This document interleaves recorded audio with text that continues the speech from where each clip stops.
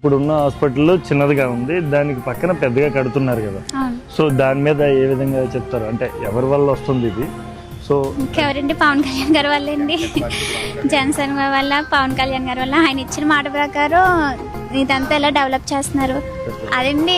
కాకినాడ వెళ్ళి అవసరం లేకుండా ఈ చుట్టుపక్కల పిఠాపురం చుట్టుపక్కల ఉన్న అన్ని ఊర్లకి కూడా ఇక్కడే ఆ ట్రీట్మెంట్ అంతా అందేలా చేస్తానని అప్పట్లో చెప్పారు. అన్నట్టుగానే ఇదంతా చేస్తున్నారు. అంటే ప్రస్తుతం 30 పడకలుగా ఉన్న ఆసుపత్రిని 100 పడకల హాస్పిటల్గా చేస్తామనేసి అన్నారు అప్పట్లో.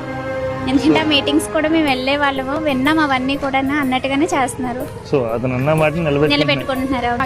కాకినాడలో మరి పెద్ద హాస్పిటల్ ఉంది కదా, అక్కడ సరిగ్గా ట్రీట్ చేయట్లేదండి, అస్సలు పట్టించుకోవట్లేదండి. లోపలికి ఎవరిని కూడా వచ్చిన అమ్మని కూడా రానివ్వట్లేదండి.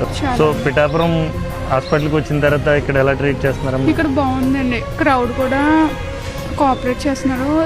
మనం ఏమైనా ఎమర్జెన్సీగా ఉంటే వాళ్ళు ఆగి మనల్ని పంపుతున్నారండి.